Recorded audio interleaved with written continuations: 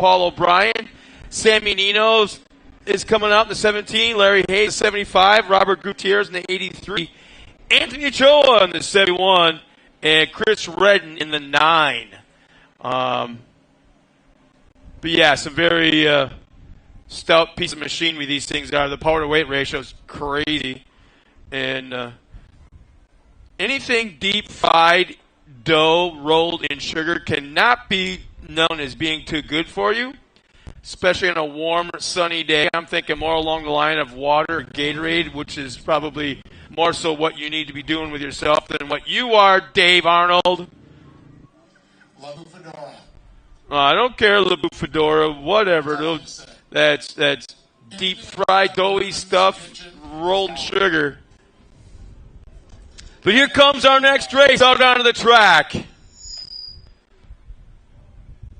And if you missed it yesterday, for some of the race fans, you're going to want to listen closely because the first car coming out here in that number 18 Yamaha did a little updating over the evening. And this driver right here that's coming around the final turn right directly behind that race truck, for all the fans at home, look closely at that car. That is, without a doubt, the winningest female driver in short course off-road racing history. As of yesterday, 75 overall wins, 160 podiums, and this I didn't know, but 17 championships in her career, and that is Corey Weller in that 18. Pretty darn impressive. That puts her right there with the Carl Rizetters and Rob McCachrans and the Johnny Greases of this world, and that's Corey Weller. So, but she's got her hands full with the rest of the drivers in this field. Alongside her on the front row will be the number 11 of Paul O'Brien. Second row inside, Sammy Nino in the 17. Outside of row 2, Larry Hayes in the 75. Row 3 inside, Robert Gutierrez in 83 and Anthony Ochoa outside of him in the 71. And let's see, did Chris Redden make the call? Yeah, I know he had issues yesterday. No, he didn't. So tough break for Chris Redden as he did not make the call here this afternoon. So, yep. 6 cars out here in the Weller Racing SR1 division. I just find that absolutely astounding. In any driver, in any class, in any form of motorsports, when you have 160 podiums, to say nothing of 75 wins, 17 championships in her career. So, ladies and gentlemen, every single time that she takes that track, you are a part of history because she's just adding to those numbers every single time she comes out here. Well, Dave, I know you like this class. I know you know the Weller's pretty good. You heard me rattle off these numbers, but pretty darn impressive either way. Oh, definitely. I mean, I'm talking, we've seen Corey race a lot of things, different production class UTVs, the SR1s, Pro 4, back in the Tilted Kilt days. She's raced quads. Yeah. I believe that's where Jason and her met, were racing quads. Whoa! She held them to the last second. Keeping them honest. Wow. Paul O'Brien, to the right point, up on her. Paul O'Brien kind of jumped a little bit before she did, but she stayed steady till that last second at that cone. And these things just have so much power to weight ratio. I mean, these things just get on. They're like a Pro 2 for adults in a UTV size fun. They're fun size Pro 2s. I don't know. They're like pucker size. I know Robert Wilson won, and I know Ken Johnson's driven them too, and they're telling me how much fun they are. I haven't driven an SR1, but I've driven several of the other UTVs. Paul O'Brien looked super strong yesterday. We'll see if he can back that up again, but he's getting pressure right now from Nino. Now, Nino was very impressive. Turning some quick times for sure yesterday. Look, I still got that momentum here. The key is, can you out when Corey's going to start? That might be the only way, unless she makes a major mistake, or you force her into a mistake. But she doesn't rattle easy. I've never seen anybody rattle her cage. Yeah, she does I rattle. don't know if that's... I think she giggles at you a little bit if you try. She giggles at you like a witch, on Halloween. And then she comes back and does it to you. The only time I think I saw her rattle a little bit was the Pro 4. Well, that's a whole different animal. That's put her in a UTV, whatever. You can do anything with her.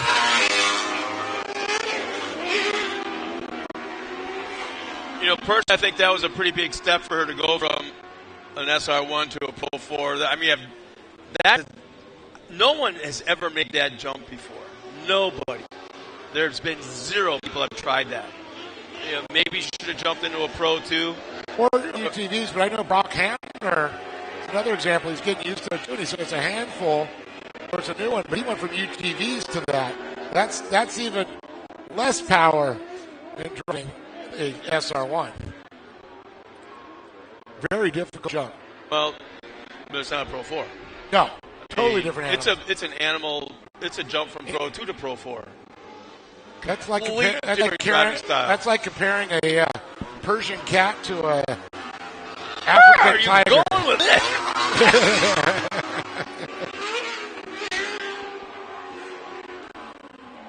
Entering lap number 3 of 12. Corey Weller, Paulo Bryan, Sammy Nino. That was a fast race. So fast the SR1s, they get so many laps, you blink, you miss them. Uh-oh. A little bit of problem there, or just missed a shift, it looked like. Looks like Robert Gutierrez missed a shift there. There he is, looking up the inside, making a pass. This is one of those classes I think that drivers like O'Brien and Nino, they're kind of okay where they're at right now. Maybe they figured out at this point, we're not going to catch her. And if we could catch her, we're not going to pass her. Let's hang out until... How disheartening is that? Or frustrating, I should say. As a racer, do you either be the leader or the chaser? Oh, the leader. I want to be the chaser every time. I like the pressure. It makes you have to really think and not make mistakes. But you know what? The chaser is the same thing. Is you can't worry about trying to catch him. You got to worry about driving your race and your lines. You'd have to have eyes in the side of your head, the back of your head. I want to concentrate on the racing. If you're doing all that, looking around to find out where your guy's at, you're not 100% behind the wheel. I always look at it as if they can get around me, be all my guests, to do it. Oh, man. Paul O'Brien had a major mistake coming out of that final corner, over-rotated, lost a big-time gap to our leader, Corey Weller. No, I like chasing. You see where the driver in front of you is better in corners or you're better than them, and you change things up. I'll give you an example. If you're practicing, it's great to be the chaser because, you like you said, you found somebody that's faster. But in a race situation, I'd rather take that out of the equation. Because if you're chasing, that means you're not on top of the box. Well, you hadn't taken the checker flag yet. Well, yeah, but still. That's when you get your elbows really wide. So there's the competition yellow coming out on lap number 6. As they cross the line, Corey Weller, Paul O'Brien, Sammy Nino, our top 3. And a little bit of a race coming to the line with Larry Hayes will take that 4th spot. Robert Gutierrez, one of the top 5. You hear those guys are on the chip when they're coming across.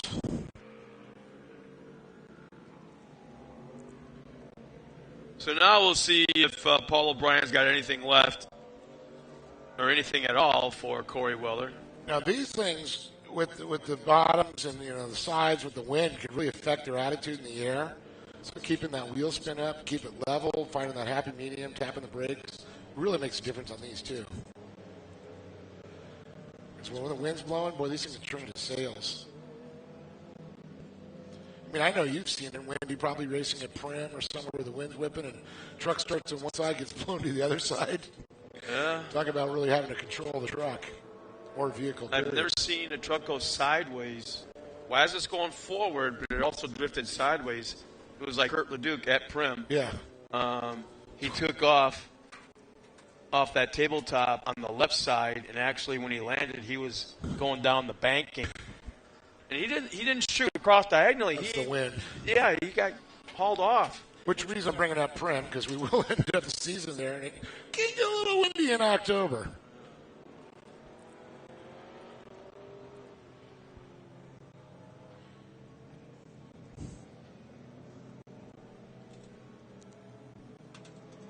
All right, we should see that Redland Toyota. Of course, go see the guys at Redland's Toyota for all your Toyota needs. Looking up to get a truck like that one, or buy that one if you want. I'm sure everything's for sale for the right price. Yeah, the Great American Short Course Edition. There we go. We need a branded one. There you go. A little bit earlier, but not much this time by for Corey Weller. She jumped on that throttle probably about 30 feet before that last orange cone. And there we go. Paul O'Brien will try that outside line, trying to make it work. It sets him up for the inside. He may have something right here. Oh, a little bump. And, yeah, a little slight tap, door to door. And we've got a brand new leader for the first time in 2 days. Eno now saying, now there's blood in this dirt. Let me try and get in on this. That might have been a chance. And just like that, O'Brien over-rotates, and what gap he had back to second, he just lost. Now it's about 2, maybe 3 car length gap back to Corey Weller. Oh, Nino was trying to break a little late on it. Corey in the binders a little bit earlier. 4 laps remaining this time around, 4 laps. That's another thing. When you're out front there, you can also brake check them a little bit, slow them up there. As you do that, you accelerate, and you can gap them out of the turns as long as you don't over-rotate like he did. But he was very smart out of turn 6. Well, Corey is setting him up. She's about 2 car lengths back, but you can see that she is setting him up, finding out what is the most advantageous corner to attempt that pass. I haven't seen where she's better at in the corners yet. Big time straightaway speed from our leader O'Brien into that final turn coming down the front straightaway. I don't think it's going to be in that turn. I think it's going to be in turn 2. I think this is up 2 to 3. 3 laps remaining. 3 laps. Trying to give him a dose of his own medicine for out of 2. Setting for 3. Not close enough yet. She gets good run out of 2. Nice inside line on 3. It could be here on this next lap. It could be right there unless O'Brien changes his line right there. She's right on his back bumper, closer than she was the last lap. This is where he over-rotated, come out of that Talladega turn there, but this is where he gets a good run. And like right there, shot out of a cannon. It's just a short burst, and then it's on the binders quickly. She's going to have to do something on the right side of the course in this part of the track. 2 laps remaining this time by 2 laps. And you know, Jason's in the rear talking about Seminino back there in third. So it's okay, you know, it's a double-edged sword. You gamble there and take a chance, and Nino could possibly slide in. He's the talent, but look who's also getting in the mix. Robert Gutierrez. I don't think she's going to worry about what's behind her. She's just going after what's in front. And she's still not quite close enough, and time is running out. This is where O'Brien has the problem. And now she goes wide, open up that door for Nino. Here we go. And now she's shot out of a cannon down that backstretch. Corey Weller is right there. It's going to have to happen right now. White flag is out. There's no time remaining. 2 to 3. Watch this. Little bit higher line. She ducks down to the inside. Our leader takes it away. Got to swing to the inside. O'Brien on the gas. Not going to allow that door to be open. Oh, a little bit bigger gap than the last lap. Oh, and he outbraked it. He braked early, and he had to get back on the throttle, then brake again. But still, she's nowhere near close enough. And a lot of people you don't know, these drivers pick a point where they know they got to hit the brakes. Sometimes you get a little quick on the anticipation and they hit a little early, as we saw Brian did. But look at this. Yeah, like big time gap now. It's not going to happen. She's nowhere near something catastrophic. And O'Brien just nailed the brakes, almost stalled it. But at the line is going to be Paul O'Brien with the win. Corey Weller second, Sammy No third. And as they cross the line, it's Robert Gutierrez, Larry Hayes, and Anthony Ochoa. She easily, anyone that last two laps, she could have overdriven that car a little bit and punted him a little bit in these turns, but she ran him clean. Never laid any metal whatsoever, and absolutely ran him clean. And you know what's cool about that? He'll remember that. Oh, yeah.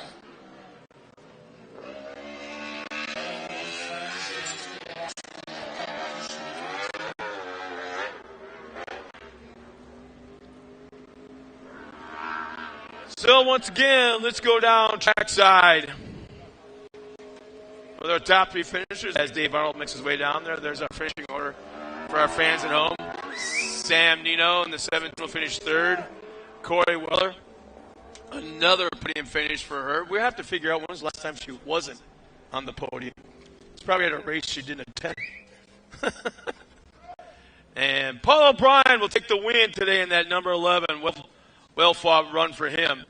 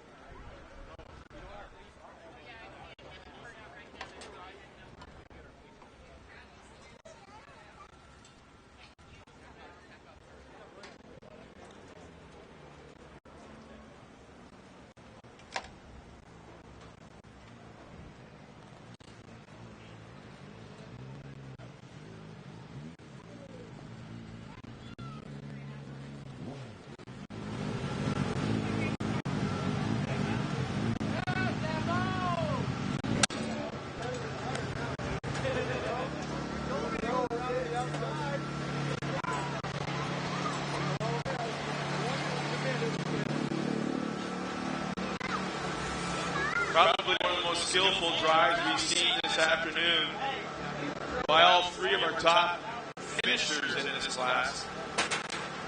I think Dave will agree with me that it was super, super clean, but yet super competitive, and not one of those three drivers right now that are calling out of those cars could breathe.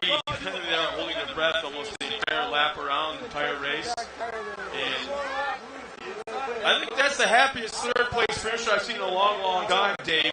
Sammy's just running up and down, high-fiving and hugging everybody. Yeah, that was a good run. I tell you, Sammy's really figured this out quickly.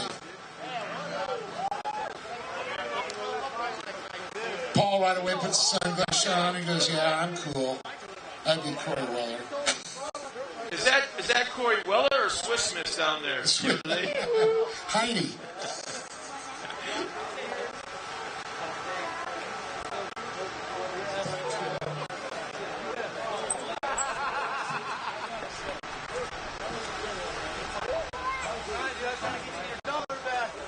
All right, here they are, Sammy, Corey Weller and Paul O'Brien up on top of the box. So, Sammy, you're actually going to say you're one of the guys that actually picked it up a lot faster than most people. And I always liken this to like driving a personal size Pro 2. It's so fast, so violent, wheel spin, you got that out of control. And to figure it out in your head and not spin out and do donuts. Yeah, I won't say I drove like in the beginning when I started driving this car, but I'm figuring it out. Jason and Corey have helped me, tips on how to drive the cars and be smooth and not overdrive the car, taking it really in. And my buddy Mowgli, he was right behind me. He's kind of like my driving coach because he's a lot faster than me normally. And so I'm happy to take this one to him for once, but he helps me a ton when it comes to my driving skills. So, I got to give it up to my guys, the welders, everybody that kind of helps me put it together so I get up to speed quick because I don't like struggling. Well, I know that was awesome to watch. I know you probably want to thank some other people to help out. Yeah, I just got to thank my crew, my buddy Mowgli, Robert Gutierrez. He's my teammate. We've been with us since the beginning. R3 Fab, Chris Redden, he's been helping me work on the car all weekend. He popped his motor, and he couldn't be out here with us. Brandon Hedge from Cynical Fab, he does all my fab work, and he always gets my car dialed literally the night before the race. Anything I need, he's always there for me. My buddy Anthony Ochoa from Ochoa Motorsports. My spotter, Jimmy Novi, who's always at the weekend, always at the track with me. Anything I need from him, he's always there for me. He's always in my ear. So I just really got to give it up to everybody that's at the pits helping us get through this. Right on. Congratulations. Give it over Sam and Nino. Everybody, an awesome job. Made it all so fun. And Corey, I got to say, not often do we see you get bested on something, but you tried to get right back. But it was one of those things that you almost... These cars are so equal, and you guys are so equal now in the driving. You almost have to force the issue, and it was the right way to do it. It was door to door, not changing the attitude of the car. But that made for an interesting race. It did, and honestly, I always say this, but the best races are the battles. So it's way more fun to battle and to have to push hard and to have to test your skills and try to outthink your competition and handle your car. So it was really fun. It's funny because I told Paul yesterday, I'm like, I'm always going to defend. You got to go around the outside if you're going to go around me. He's over there, I'm like, son of a beast, he's going around me. So, yeah, that was fun. Huge thanks to, again, everybody that's been out, all the new guys in SR1. You guys are like the coolest crew to watch. You guys are so in it. And I'm really excited for this season and to see more cars coming out. And Sammy drove a hell of a race. Jason's like, you gotta go. And I was like, I am going. I know. So, huge thanks again to Jason and everybody, Tim and Nick and everybody that's been helping out in the shop. The cars don't require a ton of work, when they're all set, but still, it's just nice having the hands here, and it makes for a really fun weekend. Can-Am sponsors us, in pretty much everything. Huge shout out to Can-Am, Weller Racing, everybody for being here, Poppy Lee for keeping the SR1 class going year after year, and these guys for giving me a really, really fun race today. I had a blast. Thank you. Definitely was awesome. Boy, we're going to have to come up with a Buster Brown Award there for Paul, man. He got the shoehorn out, kicked the door down, came on the inside, and it was like, oh, she left some daylight. I can see what was going through your mind. Yeah, I've been racing for a lot of years, and most of the time she beats me, especially in this class. So I got to get on the other side of that. She just didn't tell me yesterday, I'm just going to stay in that middle. I was like, okay, well, I'll figure it out then. Go around or go inside, but there was no side. Well, like I should just go around the outside of me. What, really? Well, once I jumped up to first, now I was in a position of, oh, crap, now I got to be defense. So I'm in the middle going, please don't go around me. I almost blew in the last quarter, hit a false snoot. I thought, oh, my God, really? Well, definitely was a great race, and Sammy just waiting for you guys to the route or spin out, because he was right there. Yeah. I kept looking at my mirror, and I was like, go, Sammy, go. And then I saw Robert, and I'm like, oh, my God, they're going to make her life hell. So it's going to be harder to pass me now. So I was just like, okay, keep going. Go to the end. There was 4 cars in the hunt. Yeah, no, that was awesome racing. This is what makes racing fun. I mean, anyone that's, my memories in the production class is 20 cars, door-to-door, hard racing. And, it's not as easy to do that in this class. These cars are a little more unpredictable, especially with the way that I drive some. You got to be more smooth, more confident. It's hard. So, awesome class. These guys, breath of fresh air. A bunch of new guys coming in this class. They got more friends that want cars. So, should be an interesting few years. I was kind of thinking this might be my last year, but now with these guys, I might have to hang around and still have some fun. Absolutely. Any guys people thank for this? Yeah, I thank the wife. She just does everything. She didn't really have a lot to do there in the last lap because I could see everything. It was in my mirror. Weller Racing, this is their class. They keep us on parts and everything. Larry Hayes, I don't know if he's up here, but he stayed up with me the last night about 10 o'clock putting used parts in the brake line and brake parts, and we got everything bled, so I got it back for today. So we're all good. I guess definitely got to thank Calvin. He does an unbelievable job. If Calvin wasn't here, we would be depressed. So there's Calvin. All us, the guys who bought the series, really will welcome them in, and hopefully that works out well too. Thanks everybody. These guys, whole racing was awesome weekend. Awesome for sure. And Paul, congratulations. Paul O'Brien. Can't say who the hell is Paul O'Brien anymore because he's put it himself. We'll give it up for Sammy Nino, Corey Weller, and Paul O'Brien standing tall on top of the box in the Weller Racing SR1s. Scott, back to you as we continue through the program. Well, thanks a lot, Dave. And what stood out in that race right there is the fact that it was uber competitive and clean. Very, very, very clean.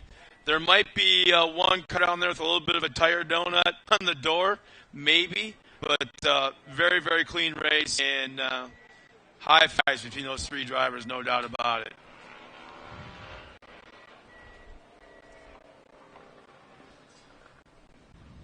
Well, there's our current points chip tally with Sammy Nino currently third in points with 138. Corey Weller is second with 154. And Paul O'Brien, our current points leader after 3 rounds of racing with 161.